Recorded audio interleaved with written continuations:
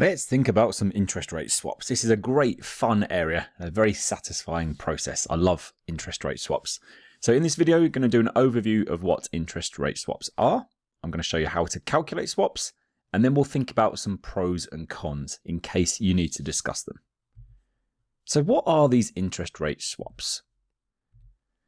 So these allow companies to switch from a fixed to a floating rate of interest, and vice versa, so you can go the other way as well. Now remember, floating is the same as variable. So when we say floating rates, that's the same as variable rate. It's just some sort of rate that moves in line with a base rate. So why would you potentially want to do one of these swaps? Well, there are several reasons. Firstly, it may be that you want to hedge against interest rate movements. So potentially you think the rate is about to go up on your loan, interest rates are about to go up. You might want to fix at a rate to prevent that from happening. Or vice versa, maybe you think the rates are about to fall and you want to take advantage of that. By doing these swaps, it allows you often to access cheaper rates than you could if you did them on your own. So there's a mutual benefit from doing these swaps, as we'll see. May allow you to take advantage of predicted rate changes. So if you think that the rate's about to move in your favor, maybe we could switch. And also, if you're already locked into a particular rate of finance, it allows you to switch from one to the other. I wish that I had this available to me from a personal finance perspective when I locked into an expensive mortgage rate a few years ago. I was tied in for 5 years and I wished I could have got out. I would have loved to have been able to do an interest rate swap. Unfortunately, not available to me. But for companies, they may be able to switch their type of finance without having to cancel or get out of their existing finance, which can be really, really expensive. So how do we set up a swap? Now, I'm going to do a little example here. I'd like to introduce you to, first of all, me at the top there. There's me. And then this is my friend Andrew, who I've been working with recently. And we came across a mutual, I was going to say love. Love's a powerful word, but enjoyment of Kentucky Fried Chicken, so KFC. Now, my Kentucky Fried Chicken of choice, my KFC of choice, is a twister wrap. Now, full disclaimer, that isn't necessarily a twister wrap, but that is the only royalty-free image I could find of a similar looking thing. Indifrique's preference is this chicken and rice dish, which looks absolutely delicious. So, let's have a think about what's going on here. I have got a voucher. And my voucher is for 50% off chicken and rice. And as you can see, if you read the small print of my voucher there, it's exclusively for the use of me, must provide ID, and it's non-exchangeable. But I don't want chicken and rice. I'm not a massive fan of that chicken and rice. I want my wrap. So I've got a really good deal, but on something that I don't really want. Now, you're not going to believe this. Indifrique got a voucher through the post, which was 50% off chicken wraps. So again, he doesn't really want a chicken wrap, but he's got a really good deal on chicken wraps. And as you can see in the small print, that is exclusive to him. So we're in a bit of a predicament here, aren't we? I've got a really good deal on something I don't want, and Indifrique's got a really good deal on something he doesn't want. We're not entirely sure how to deal with it. So what we're going to do is, I'm going to first of all order the chicken and rice using the 50% off voucher. Even though I don't want it, I'm going to take up that offer and order the chicken and rice dish.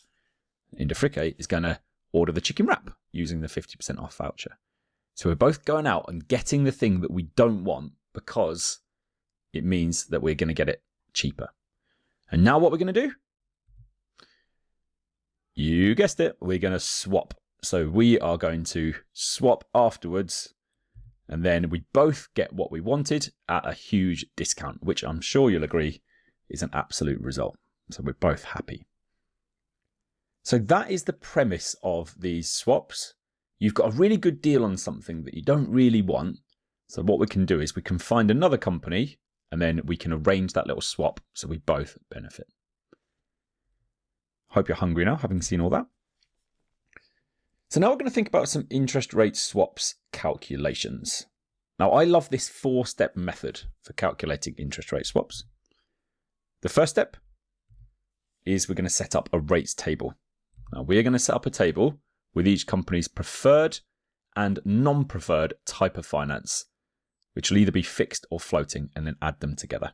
So we're going to set up a little table like this. We'll have company A, company B in the total, and then we've got our preferred and our non-preferred. Now, just to be clear, when I say preferred and non-preferred, that's the type of finance that each company's got. So if company A wants fixed, that'll be their preferred. Company B may want floating, that'll be their preferred. So it's not about which rate's better for them or anything at this point. It's the type of finance they want. And once we've done that, we add them together. Now, you'll always find that one company has fixed and the other company has floating when you add them across. Otherwise, this isn't going to work. Now, just as a little tip as well, that total non-preferred rate, that letter F I've called it there, should end up being the cheaper option. So that non-preferred rate should end up being cheaper. If both of these companies could just go and get their preferred rate and it worked out cheaper, so if letter C was cheaper, they'd just go and do it, wouldn't they? They'd just go out and take out this deal. So the only way it would work to actually have a swap and be beneficial of swapping would be if the non-preferred rate, so letter F, is the cheaper option. So just check that when you do it, F should be the cheaper one. Right, now what we can do is work out the savings. So you can calculate the saving available by doing a swap by calculating C minus F. So that's going to be the difference between those two totals, and that will tell us how much cheaper it's going to be. You then split that saving across the two companies as it tells you in the question. Most questions say it's going to be 50-50, so it'll just be an even split of that saving. But it could say something like 70-30 in favour of company A, in which case you just need to do that. But normally it says split equally. Once we've got that, we need to calculate something called the target rate. Now, the target rate is the preferred rate that we saw in our table in step 1, less the saving that we just calculated as well. And then we arrange the swap. This is the fun bit. We're going to set up a little table. It looks like this every single time. You'll have your two companies across the top. Now, you start by paying your non-preferred rate. You go out to the bank and say, I want this loan, please, at this rate. Even though it's not the type of finance you want, company A is taking out a variable rate one, even though they actually want fixed, and company B are doing the opposite. We're doing that because we know it's going to work out cheaper. So that's like me going out and ordering that chicken and rice dish. I know I don't want it, but what we're going to do is swap afterwards. So you put that in first, pay that non-preferred rate. That's your first step. Then you can put in the target rate that we just calculated in step 2 a moment ago. So this is the order in which you do it. So you're going to put the target rate in there. Then it's all about making it balance in the middle. So we need to make both sides of this balance. Now, I love this. It's a little bit like chemistry. I did a chemistry degree, so doing your equations, making both sides of your equation balance. I love this stuff. Put something in there to begin with. A is going to pay B an amount. And then what we're going to do is make B pay A something so that it all balances out. I'm going to show you how to do that in just a moment with an example. But there are loads of ways of doing it. Sometimes it will say, assume that the variable leg of the swap is at a base rate, or give you a little bit of a clue as to what one of those payments is going to be. But if it doesn't, as long as they both balance, you can put anything in there and it will work. Now, if there are any bank fees, you would need to deduct those afterwards. It's best to deduct those at the very end and potentially then apply those percentages to the monetary value. So it might then say, oh, and this is a $10 million loan. So you could then apply those amounts to that and time apportion it if necessary. So here's an example. We've got Fredco. They want to borrow $20 million at fixed rates. So that's their preference. And they can borrow either SOFR plus 2% or at 9% fixed. Now, SOFR is just that base rate. Could be called SONIA, LIBOR. It's been previously some sort of reference rate. But it means that it's going to be a variable rate. If it's SOFR plus 2%, that's variable. Now, Gregco wants to borrow at $20 million of variable rates, and they can borrow at SOFR plus 1% or at 7.3% fixed. So arrange an interest rate swap, assuming any savings are split equally. Let's give it a go. So first of all, we'll set up our rates table like I've done here. We've got our preferred and non-preferred rates down the left. with our companies across the top, Fred and Greg, and then we're going to have our total. So we need to read the question really carefully here and decide what type of finance does Fred want. And it tells us Fred wants to borrow $20 million at fixed rates. So that is Fred's preferred type of finance, is a fixed rate. And it says that Fred can borrow either SOFR plus 2%. Now that's a floating rate or variable rate, isn't it? Or at 9% fixed. So we're going to type in here that Fred wants 9% ideally. Now Fred's non-preferred rate will be the other one. So that's going to be SOFR plus 2%. And I'm just going to type in here S plus 2% to stand for SOFR. So that's the type of finance that Fred doesn't want, is that floating rate of S plus 2%. Now Greg, on the other hand, wants variable rates, and that is available at SOFR plus 1%. And the other rate is the fixed rate of 7.3%, which will slot into here. So you're always going to end up pairing a fixed with a floating and a floating with a fixed, or the other way around. But there'll always be this sort of diagonal relationship. You'll have your fixed like this and potentially your floating like that, or as I say, the other way around, but they will be sort of diagonally across from each other. Now we're going to add across and get the total. So we're going to do 9% plus S plus 1%. Now that is S plus 10%, isn't it? And then the bottom one, you're going to do your S plus 2% plus 7.3%. That gives you your S plus 9.3%. Like so. Lovely. Now, as you can tell, our non-preferred rates have come out as cheaper, which is good. If your preferred rates had come out as cheaper, there wouldn't be a question, because there'd be no point doing a swap. You just go out and get that finance. It works out cheaper, so you just go and get it. The reason these two companies have agreed they're going to do a swap is because, look, they can save a bit of money by taking out the finance they don't want, like we saw with the KFC example earlier, ordering the food you don't want because you've got a good deal on it. We can then do a little swap arrangement and end up with mutually beneficial savings. So to calculate the savings, we're going to do the difference between these two, which is 0.7%, isn't it? So 0.7 is our saving. And it tells us in the question, split equally. So that's going to be 0.35% each, isn't it? If you just divide that by 2. So we end up with a saving of 0.35% each. Perfect. Now we're going to work out the target rates and arrange the swap. So for the target rates, it's nice and easy. You just take whatever their preferred rates were from the table at the top in step 1 and deduct the saving we calculated in step 2. So for Fred, that's going to be the 9% preferred rate minus that saving of 0.35%. So that's going to come out as 8.65%.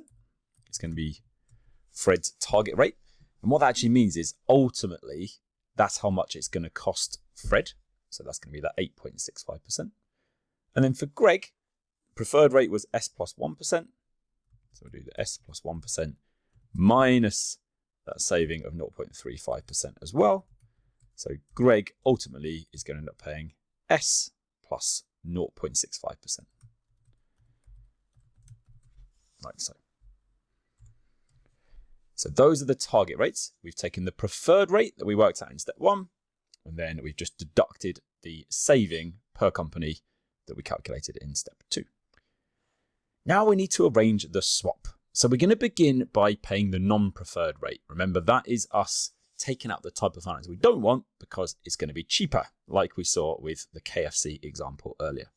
So Fred is going to pay the non-preferred rate, which is that S plus 2%. Now, because this is a payment, I'm going to make this negative in this one. So I'm going to make this negative like this and say, right, Fred is going to pay that non-preferred rate of S plus 2%. And Greg is going to pay the non-preferred rate of 7.3%. Like so. That's our first step. Then we put in the target rates. Now that's just going to be what we worked out here. So the 8.65% for Fred and the S plus 0.65% for Greg. So we can put those down here. So Fred will pay ultimately 8.65% and Greg ultimately will pay S plus 0.65%. So, great. That's almost the answer, by the way. Like, that is how much they're going to pay. But we need to show the swap. So how is this actually going to work in the middle here?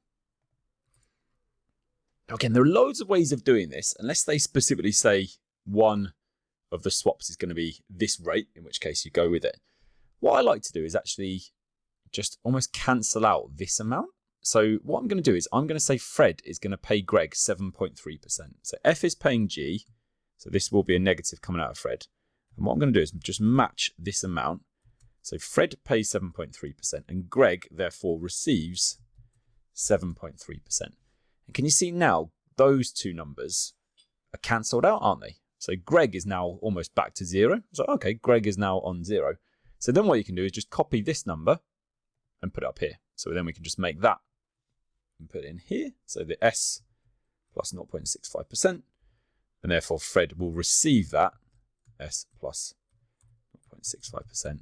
And that means both sides will balance. And just double check, if you add up Fred's side, that should all add up nicely. So you're going to end up with S plus 2%, and then we're paying another 7.3%. So that takes us up to S plus 9.3%.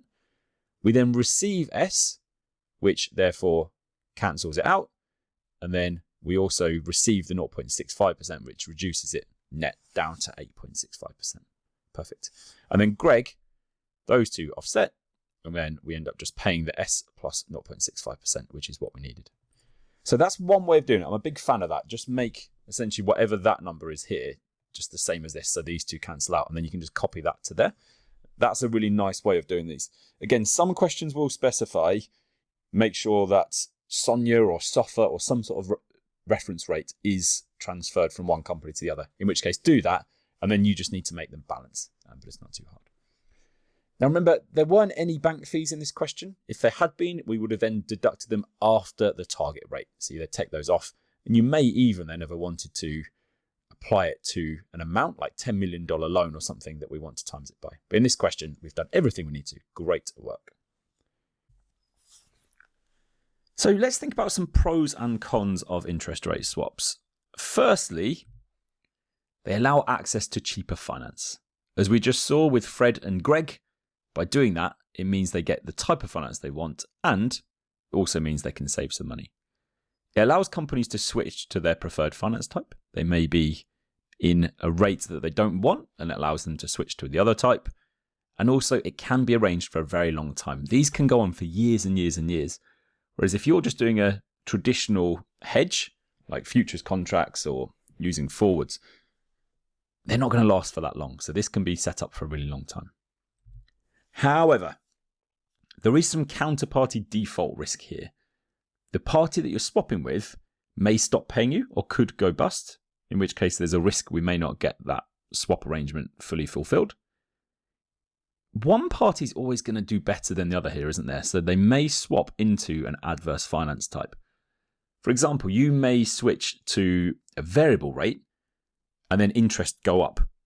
So interest rates suddenly shoot up. The very next month, interest rates go up. You are then in the wrong type of finance. You're like, I wish I'd stuck with a fixed. So almost one party in this will do better than the other. So there is always that risk. And also the bank fees can be expensive. Banks will charge you to arrange these and to put people together. So they can be quite expensive as well. And there we go. We've looked at what interest rate swaps are, including how they work within the context of KFC. I've shown you how to calculate these swaps, including that example and some pros and cons. Thank you so much for watching this video. I hope you now love interest rate swaps as much as I do. I'm on LinkedIn, so follow me on there. I'll give you loads of study tips and advice. I really focus on the mindset ahead of exams as well. So check me out on LinkedIn. And for you guys studying ACCA, I've got my own online AFM course, which is brilliant. Loads of content just like this to help you pass AFM first time. That's available at AMA Learn Online, and the link is in my profile on YouTube. Thanks again.